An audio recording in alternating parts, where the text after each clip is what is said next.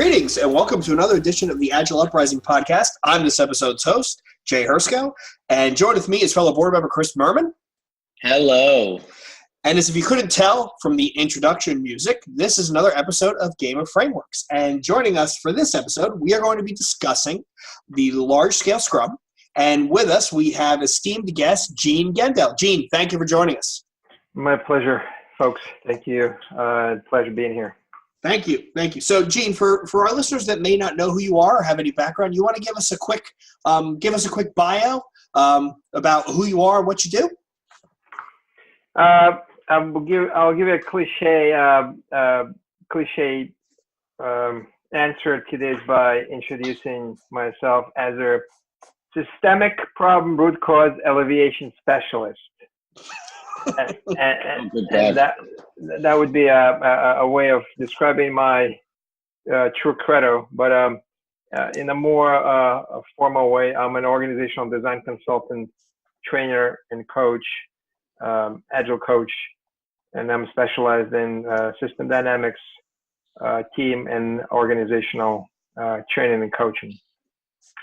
I've been doing it for almost close to 15 years. A little bit shy of that.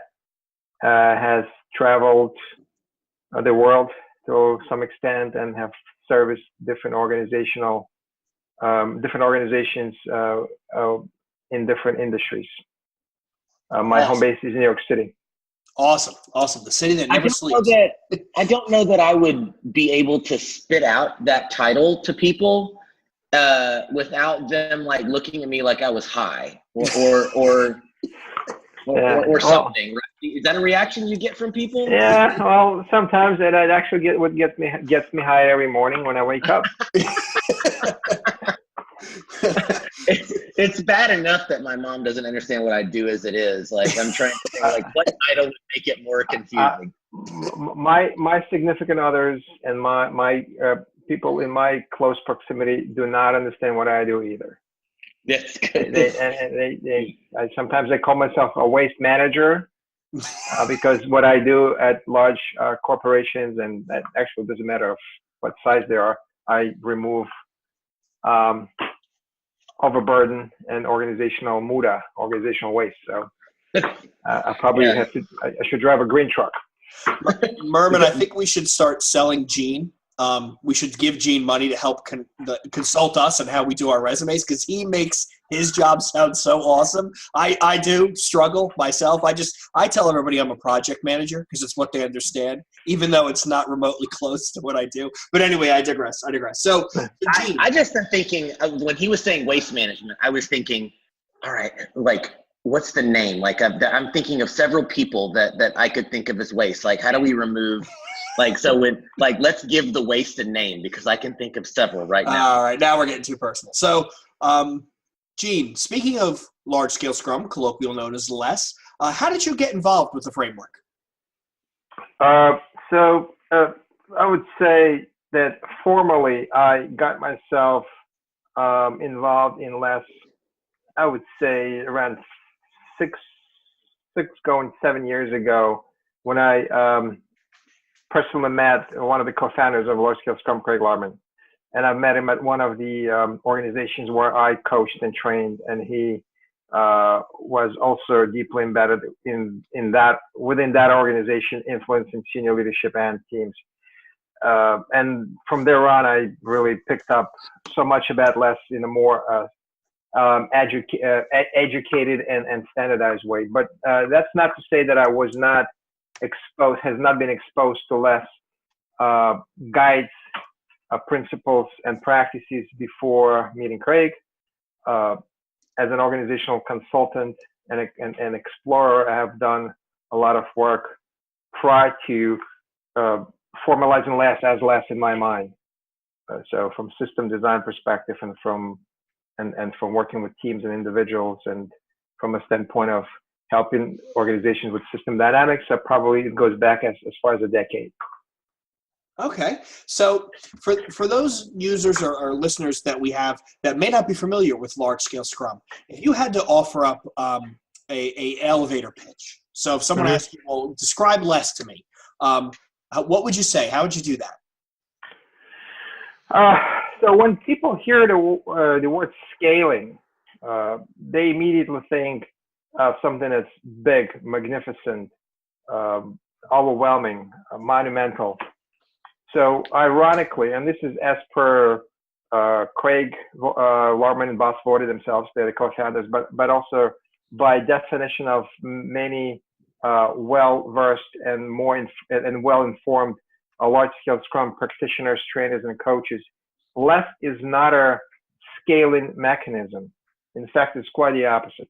It's descaling.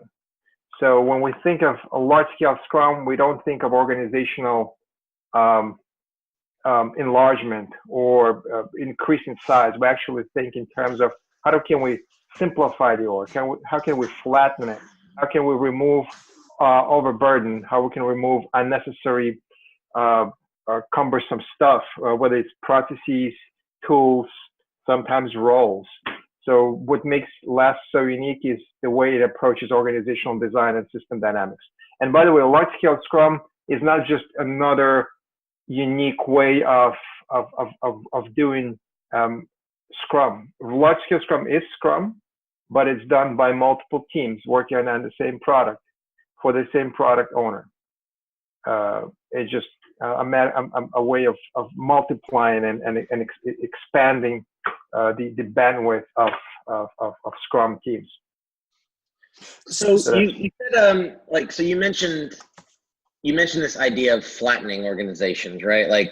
Which goes back to our earlier jokes about removing waste, kind of a thing, right? So when you first set foot into an organization, right? How do they respond when you say my goal is to actually simplify you and flatten you out a bit? Like how's that normally received? Yeah, actually, not just me, but anyone who is specialized in organizational design and system dynamics would typically not walk in with this kind of statement. This will probably just turn people off and make people less friendly and receptive. So there are ways we can do things. We can do things explicitly and we can do things implicitly.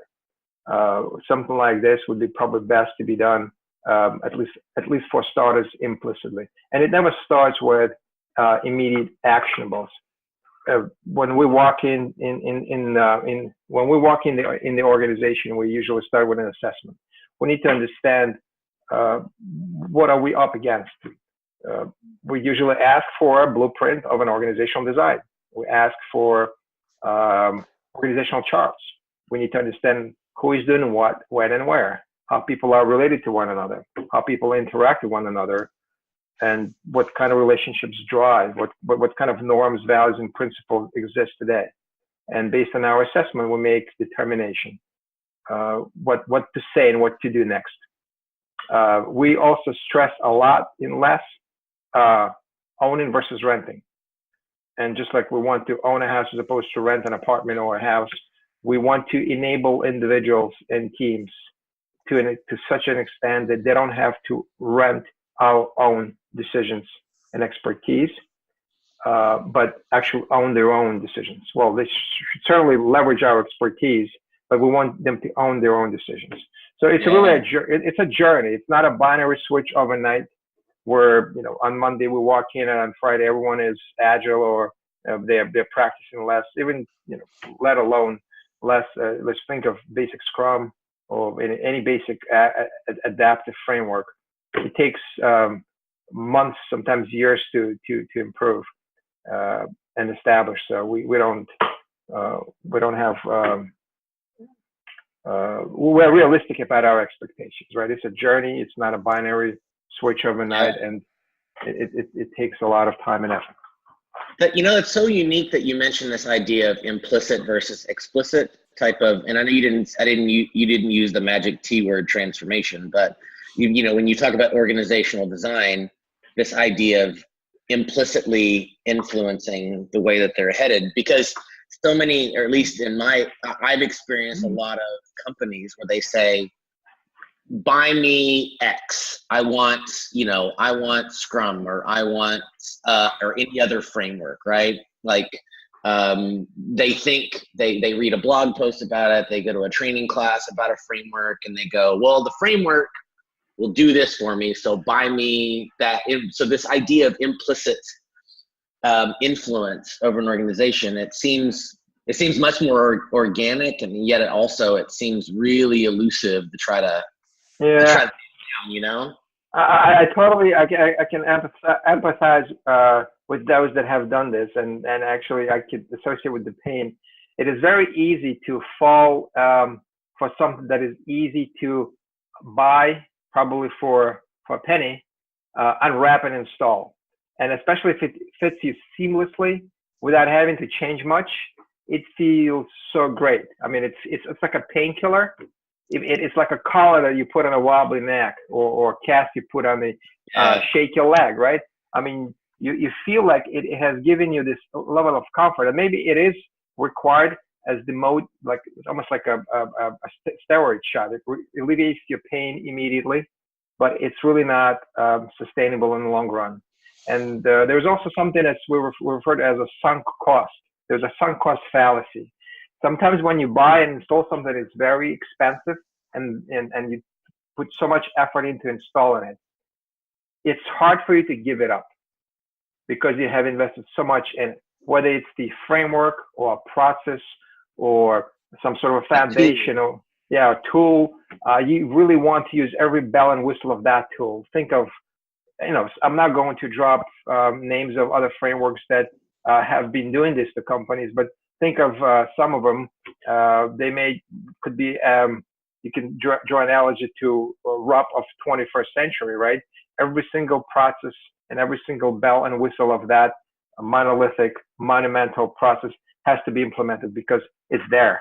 So that's another way. We instead of trying to scale down, we try to build up. We start with a bare minimum. And if we need to, we will build it on top of it. So you make a good point, because even usage of the word scale, right, is most verbs in the English language imply direction. They're usually movement and direction. And when most people think scaling, they think scaling upwards, where it's a large scale scrum, if I'm following you correctly, and what I have learned from gleaning the internet is you actually talk about scaling downwards, and you said that earlier. And the example that always comes up, which my next question was, I wanted to ask you, Gene, about some of the attributes that make less different than some of the other frameworks we probably have come across in the ecosystem. The one thing that always jumps out at me is you have multiple teams aligned under the same product owner. And that to me seems very, very logical. Can you talk us through that a little bit? Like, what's the intent behind that? What's the perceived benefit? Sure. Well, I think your question has two parts. The first one, let me roll back for a second. It was about help me, Jay. The attributes that make less different than. Yeah. So first, when we say large scale Scrum is about descaling, what we really mean by it is, although there will be multiple Scrum teams involved in doing work for the same product owner on the same product, and this might be considered, might be viewed as expanding. What's required in order for this to happen is a removal of everything that sits in between. Additional roles, unnecessary roles, additional processes, tools, protocols, translation layers, translation mechanisms, various unnecessary conduits, and that is what's called descaling. It's almost like in order for us to build a skyscraper that goes up, we need to make sure there is very solid foundation, but we need to remove all the debris. Okay, that's my way to create an analogy and make a bit of a metaphorical way to say it. And your second question was, the second part was multiple teams with one product. So very good. So the way, first of all, when we say large scale Scrum adoption as opposed to transformation, we're trying to adopt less, not necessarily transform. I just said the choice of words. We're not thinking of an entire organization as we may know it, thousands of people. Although there is a framework that is called Less Huge that may involve hundreds and sometimes thousands of people. A large scale Scrum by itself is no more than 50 to 55 people front and back, specifically on technology side. Large scale Scrum, the recommended size of less is 2 to 8 teams. Obviously, less than 2 teams is just one basic Scrum is 1 team, and above 8 teams, based on experiments and experiences of many less practitioners, it becomes a little unmanageable, and primarily becomes unmanageable from a standpoint of a product owner. Specifically, there was only one, as you mentioned, Jay, there was only one product owner in less, and this person is responsible and accountable, and all of the racy acronyms that you can think of. This person is in charge of setting priorities in the backlog, setting strategy, setting vision, doing the thing that otherwise any product owner would do, even basic Scrum. Now, what makes this possible? Because many questions, oftentimes we hear questions, how is it possible for one person to sustain the pace of up to 8 teams? That's like almost 50-man formation. That's huge. That's humongous. A human will not be able to do it. Well, first of all, a product owner, granted, it's a full-time job. It's a very important and empowered job. It's a role and a job in one. But also, we make clear delineation between 2 channels of communication that happen between the teams and business side of the house. All of the prioritization goes as much as possible. Let me rephrase it. All of the prioritization goes through one conduit, which is the product owner. Clarification and other details and semantics, as much as we can, we encourage it to go through stakeholders and SMEs and other individuals that have the knowledge. So we really offload this responsibility from a product owner, which makes his or her job more humane, more doable, so they can focus on strategy, on vision, on setting priorities. So think of a large scale Scrum as a one product owner, up to 8 teams, 3 to 9 individuals, as per just basic Scrum recommendations, Scrum guidelines. And obviously there's a role of a Scrum Master that is super important and less. And this person is usually able to, again, statistically and based on experiences of many others out there in the field, he or she is able to scrum up to 3 teams, between 1 and 3 teams. It's a full-time role. It's actually on point, very important statement to make. It's not a hobby. It's not a pass-through, right. Part-time job. It's a full-time job. Yeah, they're in it to win it. Go on, Chris. Yeah, so you mentioned this at the very, in the very beginning of your first answer. It's just been sitting in my head, like, while you've been telling us like these awesome points about less, like this, but this idea, Gene, of an organization to build a solid foundation has to get debris out of the way. I find that fascinating. And, as we all do sort of the same thing in various ways, shapes and forms, like day in, day out kind of a thing. So I'm curious, I like to pull on that string a little bit. So tell me more about this, like on its face, this idea of needing to get debris out of the way to build a solid foundation. What is that? How does that debris manifest itself? And what have you learned in this uncovering thing? Because I find that piece of this whole idea like really, really, really interesting. Mm-hmm.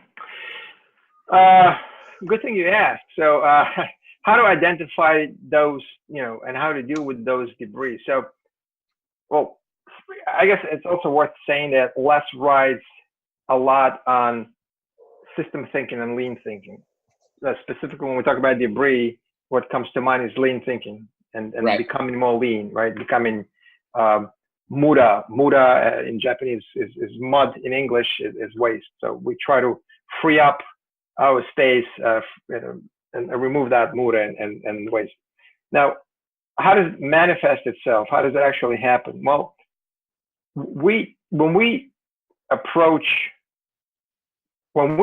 embed in the organization as less coaches and trainers, one of the focal points of for our attention is what's called local optimization. There are 2 ways to optimize. There is a global or system optimization, when you do something to improve the entire system. And there is local optimization. By local optimization, we usually refer to those processes, tools, roles, activities, behaviors that optimize for very local perfection, for very local benefit. I'll give you an example. For example, let's imagine a role that is specialized only in producing heavy documentation, business requirements. And in waterfall, in sequential development, as we know, it happens a lot. So imagine an individual who relentlessly produces business requirements documents that are very heavy, very detailed, and very monolithic. In other words, just like any BRD, you can't really take it apart and implement in parts. So imagine that person working very hard and very skillfully, day in, day out, producing these documents, and they just shelve themselves and they start collecting dust.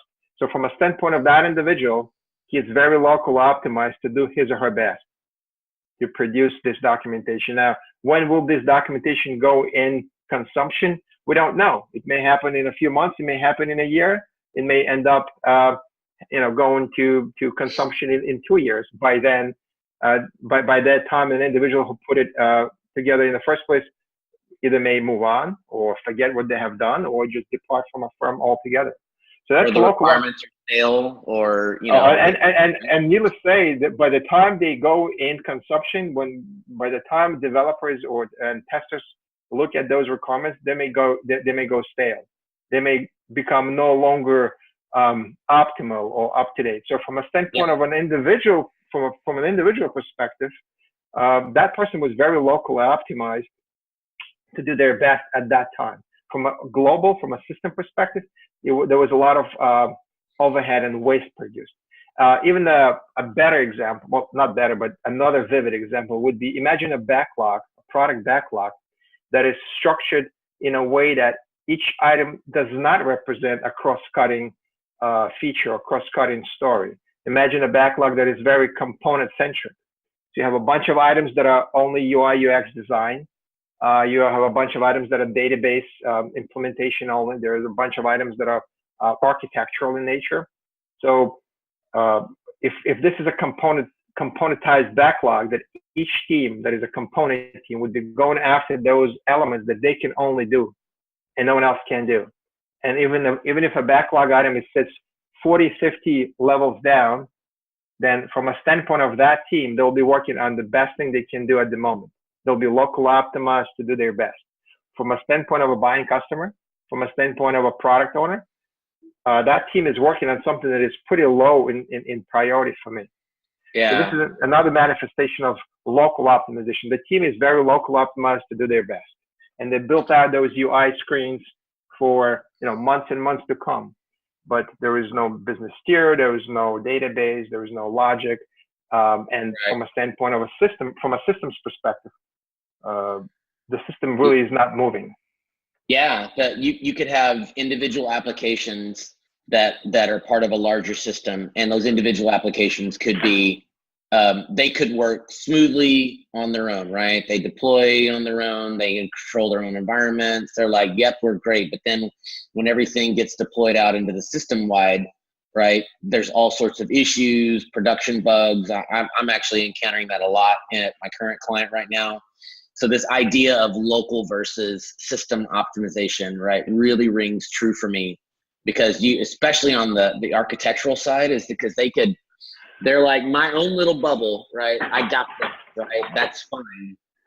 There's so much, like, to your point of, again, debris, right? A good foundation of an overall system is, you got to stop thinking about just your own little bubble, right? You got to remove those. You got to burst through those walls and say, how do we make sure that we think not just about us, but also all of us, kind of a thing. Like that absolutely rings true for me. Chris, I think you very eloquently summarized what I was trying to say. I think it's very much on point. So that's exactly what we're trying to expose and possibly alleviate in large scale Scrum, because although this is also a challenge for basic Scrum, in large scale Scrum, this would just amplify, and the relationship would not be a linear, it would be super linear. So if we see local optimization in basic Scrum, needless to say, in large scale Scrum, it will be just exponential. And there is also more opportunity to hide and to go stealth when there are more people and there are more teams involved, right? So local optimization will just multiply itself. And, rogue trains. I think Chris and I have both had that experience. So I don't even want to go down that path right now. So Gene, let me ask you. You've shared with us a couple of examples of what makes less unique and what makes less successful. So if I'm on the other side of the coin, right? If I'm looking to use better, faster, cheaper, better, agile, right? What are some of the instances that you would look at and say, that is an opportunity ripe for large scale Scrum? So for our listeners, if they're in an org where they're debating, adopting the big A agile monster, at what point do you want someone to just have the light bulb go off and say, this is a perfect fit for less? So where is that sweet spot that our listeners should really be aware of? I guess I will first. So I'll quote John Kotter. If this, hopefully this name rings a bell. I think he's one of the more famous guys. Yeah. So resistance to change is one of his greatest 4-minute videos. I think 4.5-minute video. But also he's got a great book. So what I think is going to be a light bulb for me, I guess I'm plagiarizing from John Kotter, is that I would like to look for a sense of urgency. I would like to look for a sense of urgency in those individuals and organizations that really want to change. If I see an organization is just in the business of box checking or playing along with the industry trend and fashion, because everyone else and their mother are agile, then we must be too. I would think that large-scale Scrum adoption isn't for them. And in fact, and this is another on point, there aren't that many large-scale Scrum adoptions out there that are truly successful, just because in order for an organization to be able to adopt less, when I say it, I mean organizational leadership as well as teams and individuals, it has to be conscious, cognizant, and receptive to the fact that they would need to go through some good organizational improvements. And it's not just copy pasting a framework. It's not just unwrapping and installing some sort of a quick kill approach. It is something that requires a deeper dive and really challenging themselves. And I would typically, I'm going to, again, steal a quote from Craig Larman, what he refers to this first initial steps in organizational adoption of less as an informed consent. Senior leadership, people that are at the steering wheel of the organization, they need to give an informed consent. They need to understand what they are about to take on, because a large-scale Scrum adoption isn't some sort of a superficial way to relabel or retag or rename things. It's a way to truly improve your organizational dynamics, and it's a way to to simplify it to some extent and treat production teams, delivery teams, we call them just teams and less, as organizational building blocks. And that's an important consideration that needs to be made. And the one other thing that comes to mind immediately, it's really up to senior leadership and their way of supporting this, right? We say it is very important to delineate between job security and role security. Another example of local optimization. If your organization is optimized to support and perpetuate a specific role, chief system architect, for example, someone who hasn't done coding in their lives or hasn't done it for the last 30, 40 years, yet dictating architecture for the entire organization, that would be a good example. So that's a role security. But we're saying, okay, well, let's decouple role security from a job security. Every good person, every person who produces value and improves organizational dynamic, it has to have a job, and we want to protect that job. But do not optimize your organization for role security. Just because you had a person who used to light up street bulbs with gas, with gas, ignite gas bulbs 100 years ago, it does not mean we need the role today, because everything has electricity. So that's another important. I like this idea of, so what I feel like you're saying, Gene, is that because there is a huge organizational design aspect of the framework, excuse me, there's this, what I feel like I'm hearing is there's not a cookie cutter or a single implementation of the framework that could be compared to, I mean, you could probably draw on previous experiences, but for those that are saying, well, scaling framework, they're all like one size fits all. You just plug people into a thing and they do a thing and it all kind of looks the same. It sounds like, what I feel like I'm hearing from you is it's actually really unique every single time you do it. Not just because of the leadership aspect of it and the leadership buy-in, but also, hey, this organization functions this way, so their debris may get cleared away in a whole new way, and so we may need to organize them in a whole new way. Does that make sense? It does. So let me just address it in a couple of ways. First, I think I mentioned before, not a large-scale Scrum adoption is not by far not for every organization. I would also like to stress again that when we walk in the organization, it is not advisable, nor is it practical to start scrutinizing, challenging, and bashing in existing organizational designs explicitly. Sometimes we need to settle in for longer, assess, understand, do what's called OODA loop, right? I forget exactly how it's deciphered. It's inspect, adapt, orient. I think it comes from military. And only then make specific recommendations and move on. Now, large-scale Scrum, think of it as an onion. There's in the middle, at its heart, we have a bunch of principles, and those are strongly recommended to follow. There are two frameworks, as I mentioned. One is less, just large-scale Scrum, and then another one is less huge. And they also rest on a bunch of guides. So we have a bunch of specific guides that we recommend companies to follow, to understand. And those guides, of course, they're not hard prescriptive rules, but they're guidelines. And we would like those to be followed. And how did we derive those guides? Again, based on years of experiences and experiments by many. Large Scale Scrum, by the way, has 3 written books over the course of a decade, starting from 2008 and all the way to 2016. So there's plenty of material that has been collected.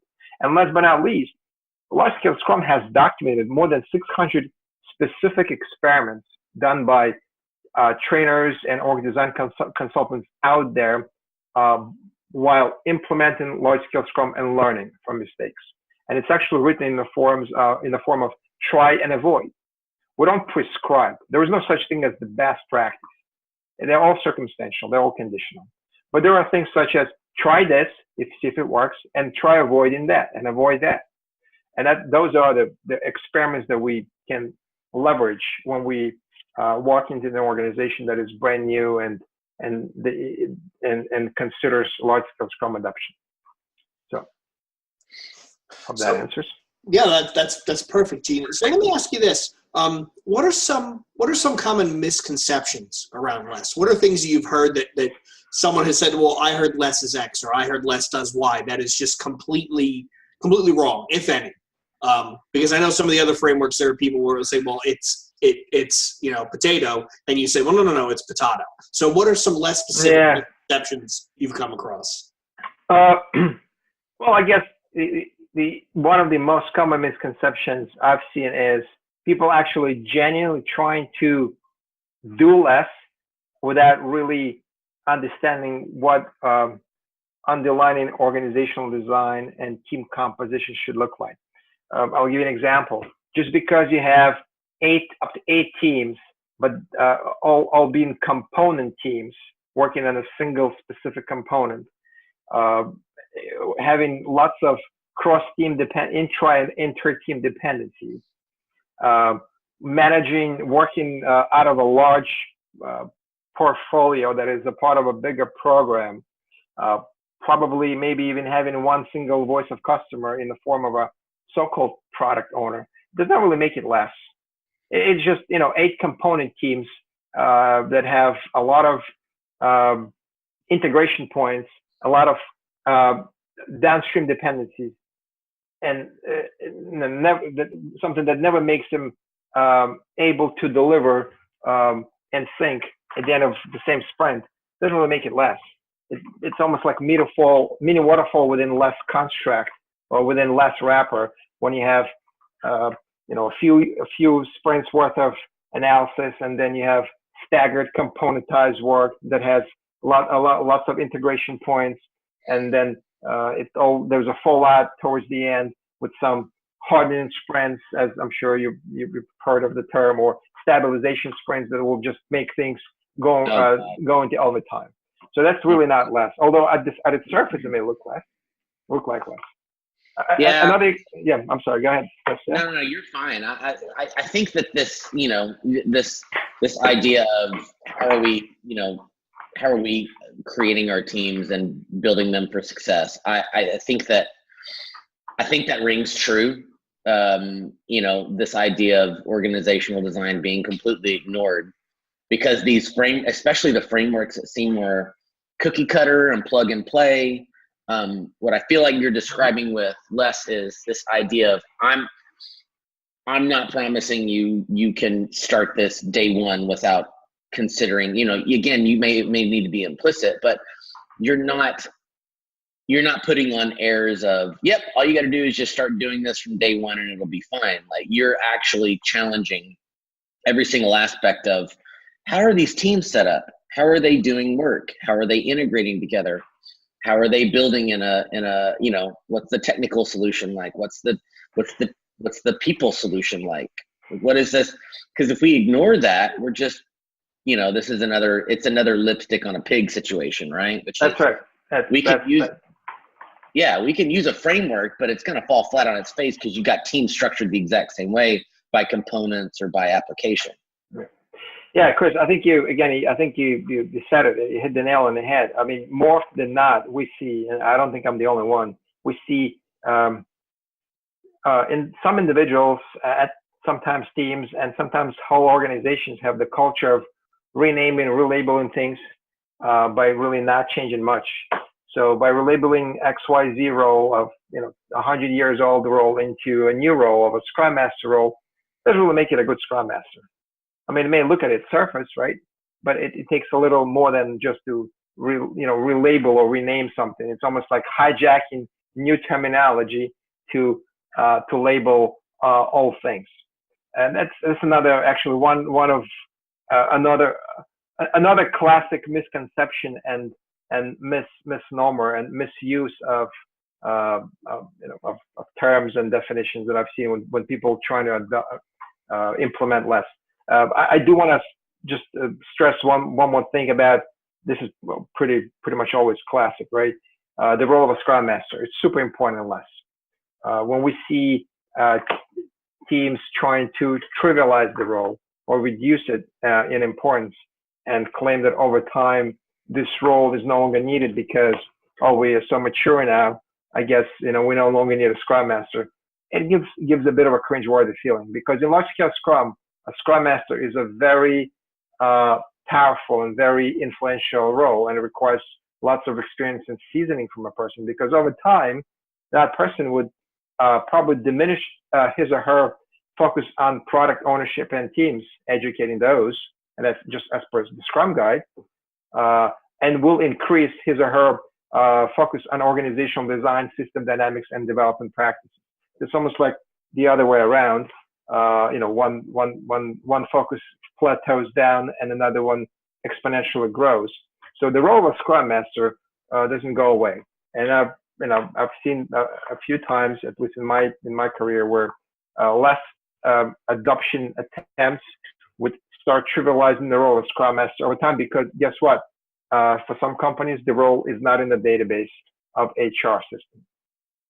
So what they do, they have an existing role and relabel it, Scrum Master for the time being. And once dust settles, they feel, okay, well, let's revert it back to the old role. So HR defined roles is one of those things, along with where does the funding come from? What is your project billing code?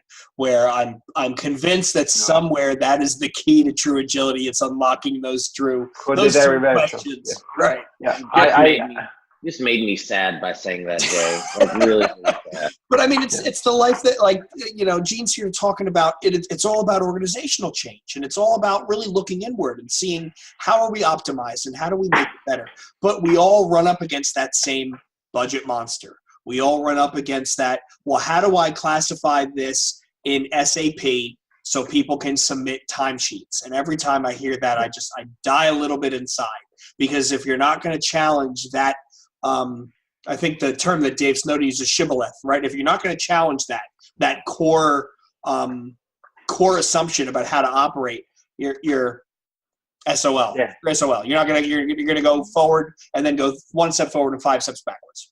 That's right. Yeah. This is very true. That Chris, you were saying something. So I'm curious on that. So you talked about the huge importance of the Scrum Master role in this, right?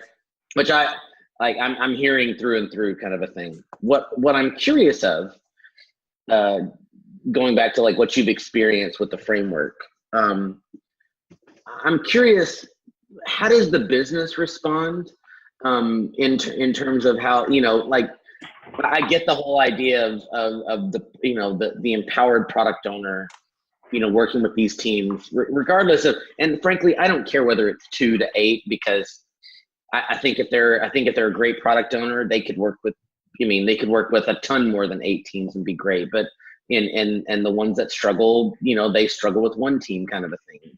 It's just some people are wired to kind of be that thing. Like, what's your encounters with the business side of the house been with these organizational design changes? Like, what are they pushing back against? What are they doing well with?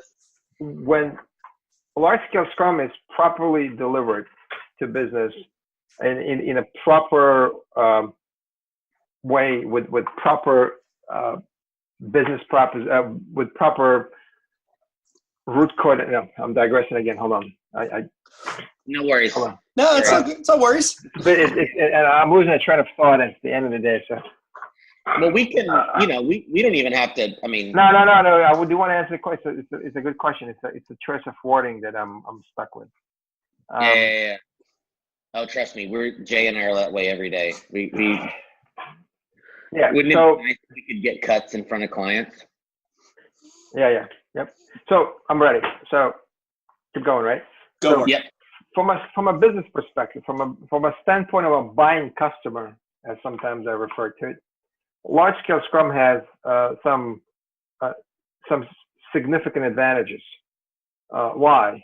Well, in Large Scale Scrum, we try to define products as wide as we can, to the extent that it's consumable and there could be enough support received from a single product owner. So from a standpoint of a buying customer, from a standpoint of business people, when you have a wider defined product with fewer points of consumption and dependency, it is always better, because they can rely on synergized, synchronized releases that deliver much more value in one shot. So think of one Scrum team in basic Scrum. The output, the velocity as per one team is as per one team. And if you have even 3, 5, 8 teams that do basic Scrum, then you may have just so many fractals, so many different instances of output that may not be really conducive to one another. When you bring this all together, when you define your product wide enough, and multiple teams work on the same purpose, for the same customer, on the same product, and ship at the same time, the same product increment at the end of one single sprint, I think it's of humongous value to business, because There's so much more 8 teams can do than 1 team can do, just based on their output. So from a business perspective, I think it makes perfect sense. Now, we also stress the importance of structuring product ownership layer in a very specific way. If we have just large scale Scrum formation, it's just one product owner supported and surrounded by subject matter experts and other influential folks. But if we are in a less huge situation where you have multiple less formations working concurrently on the same, by the way, on the same PSPI, which is pretty big, as you could imagine, then a product ownership organization, for the lack of a better term, doesn't grow exponentially. Each less formation, each less would have still one product owner. Now we refer to it as an area product owner, and they all align to one single product owner who is considered as overall product owner, although we don't use the word overall. It just, we're very keen on using very simple terminology. So from a standpoint of from a business perspective, you have a very lean organization that is a very effective machine to produce business value at much less, with much less effort and overhead and waste, residual waste that sits in between. So a true buying customer who sees value in system and global optimization, they would like less. I think they would really appreciate and enjoy working in less organization. Cool. So let me ask you, Gene, what does the future hold for less? Like what's coming around the corner? It's an interesting question. So I personally don't think that in the near future, large-scale Scrum will spread and be adopted virally because it's just the new hottest thing on the block. Truly, it isn't something. It's not like a fidget spinner that everyone can buy for $3 and start playing. And now someone made billions of dollars because they just invented this little. I mean, it's a great, it's a great invention, but it's not this kind of penetration that we would expect with less adoption. Less adoptions are expected from organizations, from companies that have very thoughtfully approached this dilemma. Less adoptions would be expected. Less adoptions have a chance to succeed within organizations where senior leadership has given a serious thought about changing their way of working. They have given I think Craig Garman refers to this as an informed consent. They have gone through proper training, proper learning experience. By the way, large-scale Scrum teaching isn't just for teams and product people. It is also for senior leadership. So when we talk about less adoptions, we like to refer to something as deep and narrow as opposed to broad and shallow. So instead of peppering artificial and superficial changes all over the organization without deep systemic penetration, we prefer going narrow and deep and really cross-cut across multiple organizational layers, research and development, business and operations, DevOps, finance, HR. All those organizational layers are very important for successful less adoption. My personal reference, this would be as a sushi roll. You have to treat an organization as a sushi roll that has all of the tasty layers that you see in a nice, well-cut sushi, right? It's not just IT. It's not just IT and business, because there are supportive functions and there are supportive, supportive organizational structures that are also required for this transformation to be successful. So the short answer is it's not going to be viral, but those organizations that will choose less will probably succeed in the long run and will be much more resilient and resistant to competition, to market swings, the things that are could be pretty detrimental, because it will just make large scale Scrum adoptions also increase organizational stability, health, and resilience. Perfect. That's about a perfect example answer I could have asked for. So last question for you, Gene. If our listeners want to learn more about less, where do they go? So the first thing that comes to mind, of course, less.work site. It's probably by far one of the most comprehensive online resource. It's the most comprehensive online resource. It's very well structured, and it has tons of information about less in a very well-designed, well-sequenced way. It also has a bunch of case studies from practitioners, trainers, and large-scale Scrum coaches and trainers that have adopted less. It's an amazing place to go. Okay. Also, I would recommend reading, if not all, but at least some of the large-scale Scrum books. I would even recommend starting in reverse order with the most recent published in 2016. It's called Large Scale Scrum. We call it the Green Book. There was one that was published in 2010. I think it's called Practices of Scaling Large, Lean and Agile Development. And the first one was published in 2008, I think, also on Lean and Agile Development. Now, those are a little more difficult to read for layman person. They talk at large about experiments and experiences, and just I would recommend starting with the most recent book because it's written in a very simple language. And of course, I would recommend joining large-scale Scrum communities around the world, meetups, and to the extent possible, attend training by large-scale Scrum trainers and people that are accredited and are able to deliver this in a structured, framed way.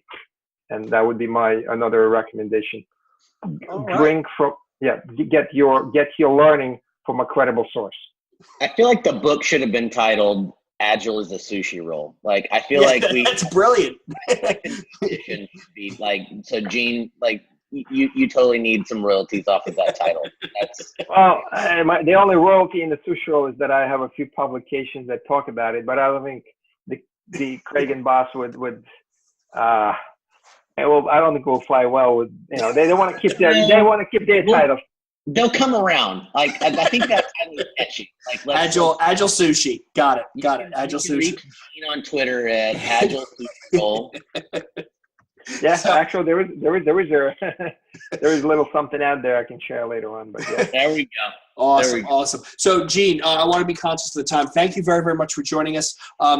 At the end of every episode, we like to give our guests a chance to shout out any upcoming conferences you have, any classes you're offering, any appearances, speaking engagements. Where can our listeners find you? Where do they go to Twitter? Do they go to LinkedIn? How do we get in touch with Gene if someone wants to go deeper on this topic?